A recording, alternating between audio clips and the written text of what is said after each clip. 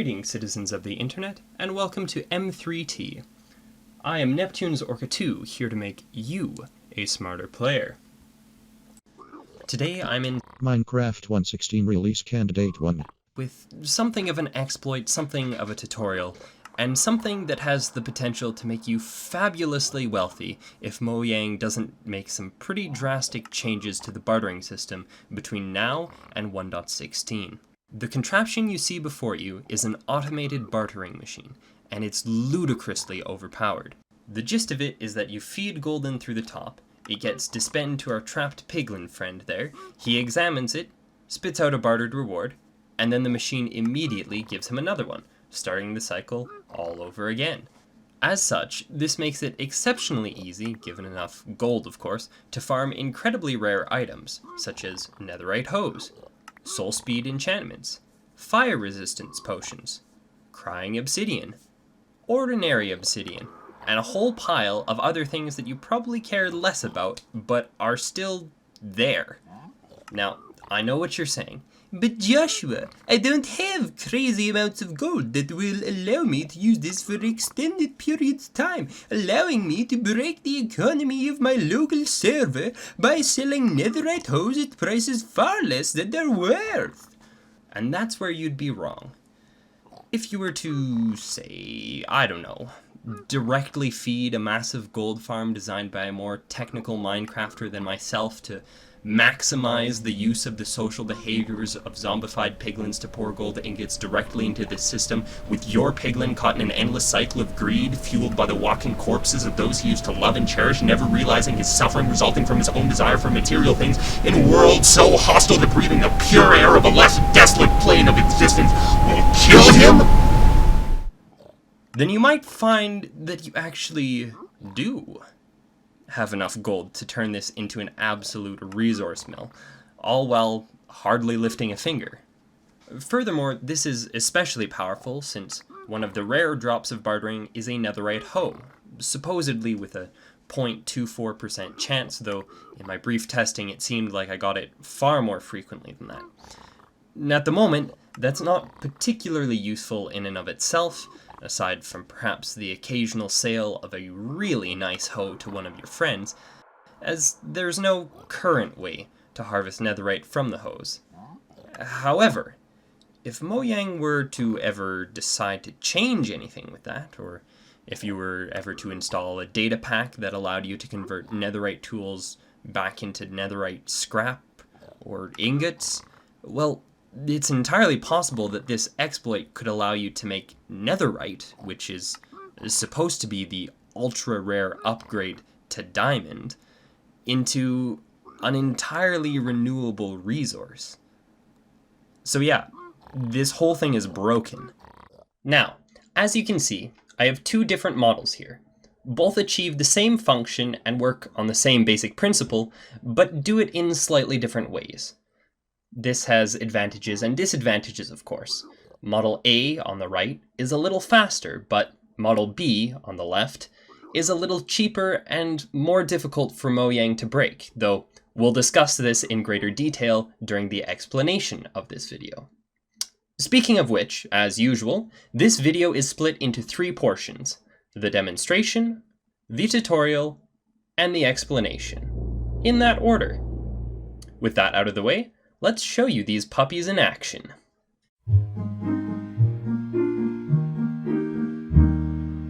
Now, this machine is pretty simple in terms of what it's trying to accomplish. It's just 4 simple steps. 1. Give Piglin a gold ingot. 2. Wait until Piglin has examined the gold ingot and completes the barter. 3. Profit.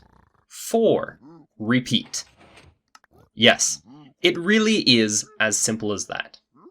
And with that taken care of, let's go ahead and build it.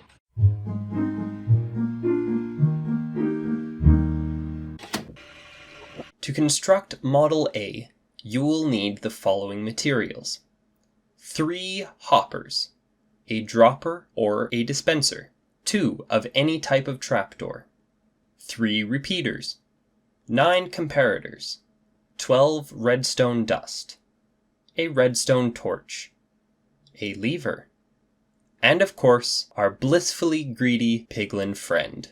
It's important that we have the correct dimensions. In this case, that would be 9 by 5 by 4. Furthermore, at the top of the machine, you're just going to have an input in either one of these positions and an output in either one of these positions. And to get us started, we're just going to place one hopper facing into our output right here, followed by another hopper directly behind it. Then we're going to go around the outside like this and just build this simple little ring. Then we'd build a second layer of this ring. I'm using glass because I like to be able to see what my piglins are doing, but it's really not necessary. Then one block just here, just one in from the edge. And you're going to go down beneath here and place your dropper or dispenser facing downwards. And a trapdoor like that. Then you're going to leave that hole, close the trapdoor, put a block right there, and you're going to leave. Then you're going to place your hopper going into this dispenser right here, and we're ready to move on. Next up, you just want to add a couple more blocks over this direction. You're going to place a comparator like this, put it into subtraction mode, a redstone repeater, set that to 4 ticks, another redstone repeater, and another redstone repeater here. And next, just close off this area here with one more trapdoor. Then you're going to take this redstone dust, and you're just going to make a nice little ring like this. Then you want to go off this side and place 10 blocks paired up like this. And you want to take comparators, and you're going to put 4 facing one direction, 4 facing another direction, and 2 redstone dust off the end here, and cap it off with a redstone torch. Then you want to build a line out this way until you're parallel with your torch. Build a little L bracket right here. The block underneath is not necessary. And a bunch of redstone dust just going right here. And that's it. All you have to do now is get your piglin in here. And this is something I like to do but is not necessary. You can just add a nice little lever right here as a shutoff switch. To construct Model B, you will need the following materials: 3 hoppers, a dropper or a dispenser, 2 of any kind of trapdoor, 3 redstone repeaters, 2 comparators, 5 redstone dust, a sticky piston, any kind of slab, 2 levers, and naturally, a piglin. And you're also going to want a 4x4x6 volume with an input at the top of the machine and an output at the bottom. You're going to want to place 2 hoppers facing into your output, then just build a nice little ring around the edge, like so. If I can actually get there. Okay. Then you do a second layer of that ring. I'm using glass, though it's not necessary. I just like to be able to see what my piglins are doing. 1 block up at the front of the machine, like so. Then you want to go inside, place your dropper down like this, a trapdoor on that back edge, a block down here, close the trapdoor, then another trapdoor up here, and a hopper facing down. That's the same module that we did in the Model A, but I thought I'd show it to you one more time. Then you're going to want to place a comparator facing out of this dropper or dispenser, a block over here, a block up here, a repeater facing into this block, a repeater facing into your comparator, switch that comparator to subtract mode, and then you want to go and grab your slab. And you're just going to place that slab right over here. Then you're going to go down to the bottom of the machine, 2 blocks down from here, a comparator facing out over here, and then you're going to want to place a block here and make this nice little diamond shape. Delete that center block, a sticky piston facing upwards just at that corner there, a redstone repeater over here, and then 1, 2, 3, 4 redstone dust, 1 more over here, and we're almost done. Just 1 lever over here as your emergency restart, although it is optional, and 1 lever down here for your emergency shutoff. Once again, completely optional. That's the whole module finished. All you have to do is get a piglin in there, which is difficult, but certainly not impossible. Before your farm is fully operational, you'll naturally also need a piglin to do your bartering with. Getting piglins into a confined space can be a challenge, so I'll just leave a couple quick tips for you. Piglins only like the nether. Everywhere else will kill them, so before you take the time to build your unit, it may be worthwhile to check that you're in the correct dimension. It may be helpful to build the containment unit, then get the piglin, then finish building the redstone. Doing it in a different order may have additional challenges. Piglins are not over fond of minecarts. If you can manage to get one to sit still for 10 seconds, then great, it'll be smooth sailing. If you can't, well, tough luck. More importantly, piglins are not over fond of you. Chances are there's going to be more than one piglin to worry about, plus whatever other horrors the nether has for you, so do be careful while attempting this. Always put a name tag on your piglin. If you don't, he's going to despawn, and then you're going to have to get another one, and that's going to be no fun whatsoever. Piglins don't like lava. That will also kill them. And most importantly, Neptune's Orca and M3T are not responsible for any damages resulting from attempting to capture piglins, including, but not limited to, loss of equipment, structural damages, dismemberment by piglin hordes, death, psychological damage, PTSD, keyboards broken in frustration, and/or the disruption of marital bliss on account of the prolongment of the cooling period for warm meals. Just because you made casserole does not mean I'd rather eat it than finish forcibly befriending these native populations. Surely? So it's high time that I explained how these worked. We'll start with the Model A over here. First of all, we've got this comparator, which is looking in the dropper here to see if there's gold ingots to dispense. If there are, well, it keeps going, and if there's not, it's going to stop the machine automatically. That feeds out into this little circuit here, and the goal of this circuit is simply to make sure that our comparator is giving pulse outputs instead of a constant output. This is important because if it were giving a constant output instead of a pulse, then our dispenser would only be dispensed once, which isn't particularly useful for us. The next main feature over here, and the primary difference between Model A and Model B, is this comparator delay.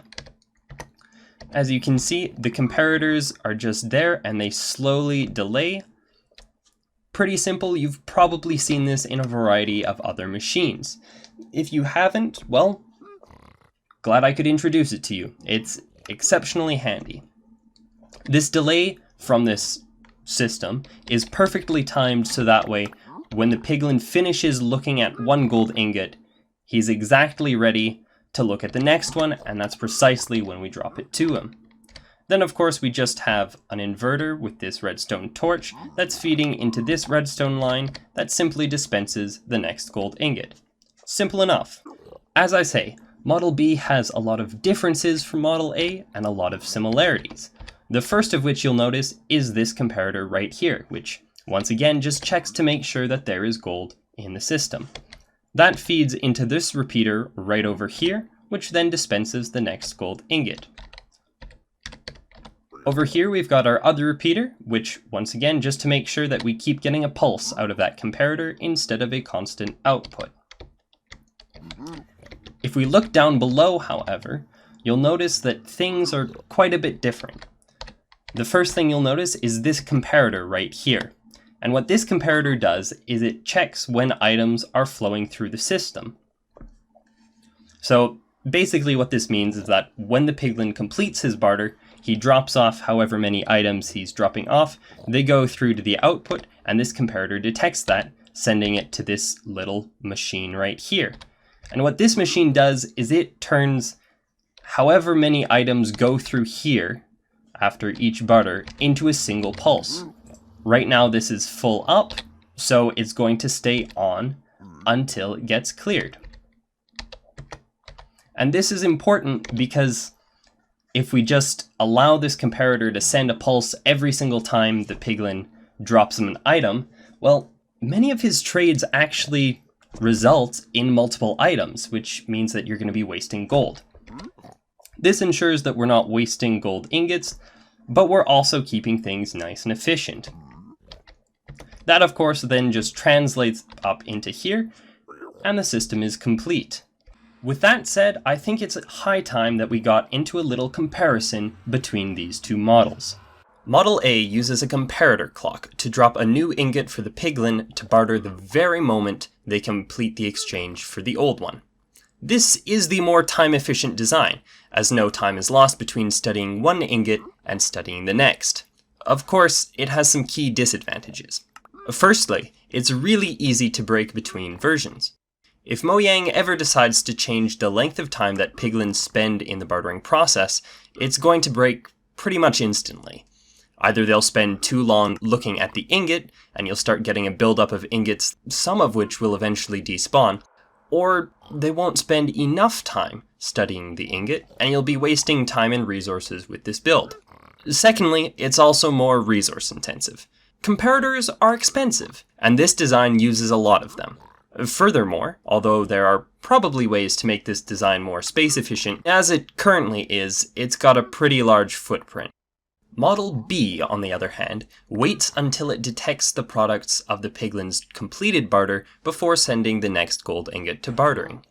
This means that there's a short period of waiting time between barters that's being wasted. Although it is only a short time, somewhere around a second by my crude calculations, if you're going to be running this farm AFK for a while, that delay could really add up. On the plus side, this build is much more compact, and also a little less resource intensive. It's also nearly impossible for Mojang to break without massive changes to the bartering system. So long as every individual barter results in some kind of drop, this machine can work as long as you keep feeding it gold ingots. But unfortunately, that brings us to the end of this episode of M3T. I hope it's made you a better, smarter player. If you found this video helpful or enjoyable, please feel free to forcibly befriend that like button, or perhaps, if you're feeling especially spicy, attempt to barter with the subscribe button. Oh, and by the way, I'm also on Twitch now, so you can check out some of my more work-in-progress style content on there, including future episodes of M3T. All that said, stay stupendous, and I will see you next time.